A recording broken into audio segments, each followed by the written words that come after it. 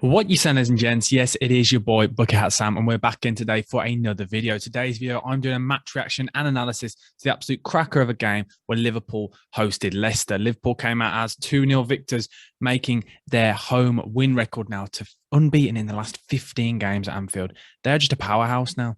This team, honestly, is ridiculous, and I don't think this forward line now for them has ever been this strong. The power they now have with Luis Diaz is ridiculous. Not only that, Mane's not there. I tell you now, today they looked so good going forward. Firmino worked in the three. So they started off with Diego Jota, Firmino, and Luis Diaz. And Luis Diaz in that first half was the one shining light where I thought, you know what? He looks like he's been in this Liverpool side for hundreds of games. The way he was driving with the ball, his tenacity. I really liked him, the way he could see with his vision and everything. He just looked like he was a Jurgen Klopp man. And you think this is his first Premier League debut. You've got to rate it, really. He looked absolutely huge for them today. It was his willingness to run with the ball, the confidence, because you don't get it a lot of the time when players and wingers specifically, when they come to the Premier League, they're a bit naive to take on their man. They turn back and pass it back to their fullbacks. Whereas today he was linking up with Andy Robertson like it was absolutely nothing, like they've been playing together for ages, because came on in the cup and he looked quite bright. And I thought, okay, I'm excited to see him because I didn't know really much of him. I was seeing other people that I really respect in the industry saying this guy is the real deal. And I was excited. And I tell you now, he is the real deal. This guy was huge. He wasn't even man of the match, but I want to make sure he gets a bit of a shout out, really, and a bit of respect and a bit of props, because he was integral to that team today. They were absolutely amazing.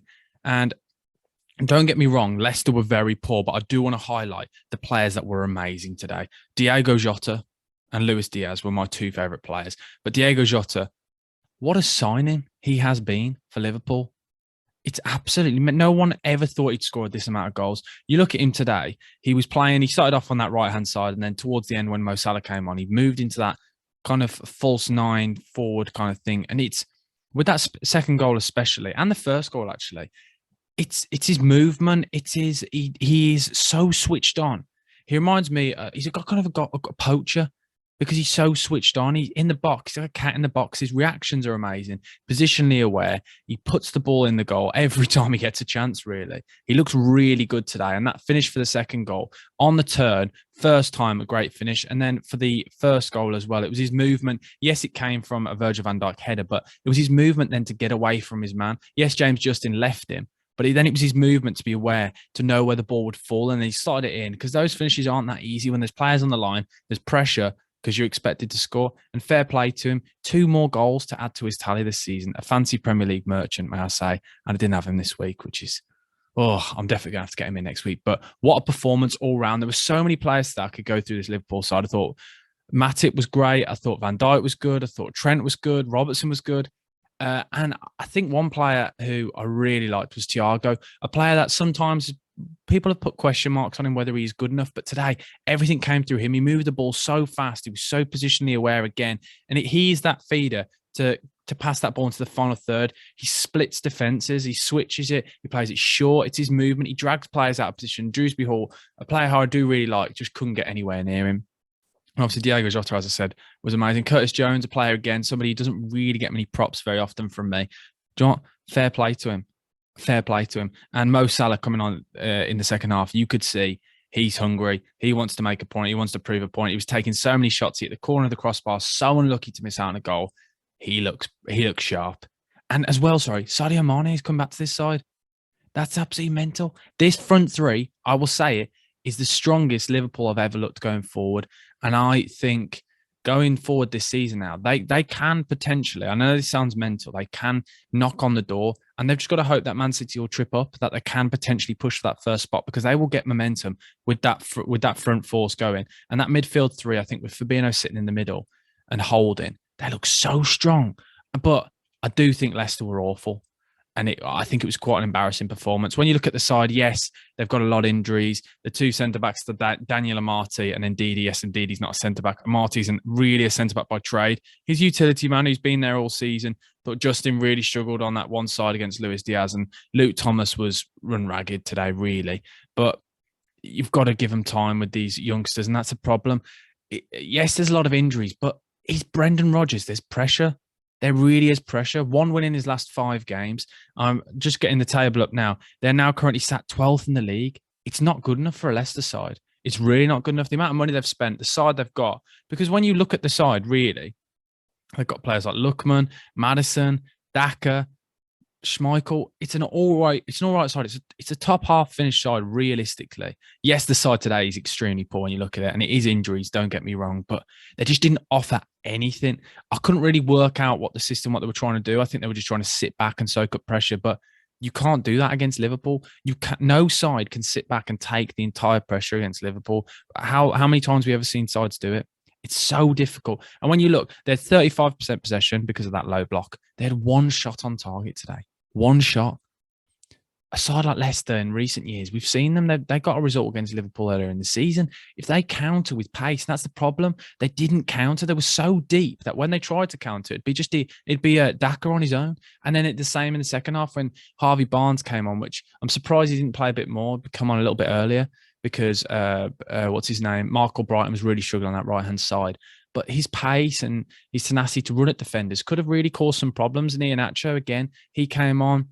Didn't look great, but there was no one around him. Maddison was supposed to be playing that number 10, but I thought he was completely lost today. And I've said this before, I'm still not convinced by Maddison as a player, whether he really is good enough to be this England star that everyone thinks he can be, because we saw today in big games, he goes missing. He will receive the ball and they need to counter. He needs to keep the ball, and he kept losing it. Fabinho had him in his pockets throughout the game. And there's times when he could have moved it fast or he moved it too fast. Little mess ups where you think you have to keep the ball there. You can't, because it just invites pressure to come straight back onto them. And some Boubakary Samara, yeah, all right. I thought Dewsbury Hall, again, all right. Daka struggled, but I think, again, it's because he was so isolated. You've got to feel for any striker when they're that isolated, when they've got no help whatsoever. I do worry for Leicester. When you look at them this season, they've won 7 games and now they've lost 9. This isn't like Leicester. I know, again, everyone will come back to the injuries, but it's still not good enough. Brendan Rodgers is supposed to be this top manager that everyone claims he is. He gets linked with the Man United job. Is he at fault? I think he's under pressure now. Results aren't going his way. They're falling down to 12th in the league. This is a side that did win the Premier League. They're bottom half of the table. And they're not... And this will sound mental. I know they're 7 points off Everton, but Everton is supposed to be having this awful season. They're only 7 points clear of Everton. And they've played the same amount of games. It's simply not good enough. Injuries aside, Brendan Rodgers is supposed to be this world-class manager who should be able to get at least some results going. It's simply not good enough, and it hasn't been good enough all season, especially out the fact that they've crashed out the cup against their rivals. And then this. I think Leicester fans have a complete reason to be annoyed. It's simply not good enough. I know it's Liverpool. I know it's there, but I think question marks really should be being made now. Brendan Rodgers, is he good enough? Is he the right man for the job? Because it's been like this all season for Leicester fans, and I do feel for them. But yeah, overall, Liverpool looked amazing, and we can't take it away from Liverpool. They were class today, and that front three, that powerhouse of a strike force, is ridiculous. They can mount a title challenge with that front three if they keep going, and the fact they can change that system. Mane knocking on the door, Luis Diaz, Jota, Firmino, Salah. It's ridiculous. Harvey Elliott come back into the side. They are a force who potentially could, if maybe Europe might be more realistic. But wow, what a performance. What a game. Let me know, guys, your thoughts in the comment section below. And I also want to do a shout out to the sponsor of this video.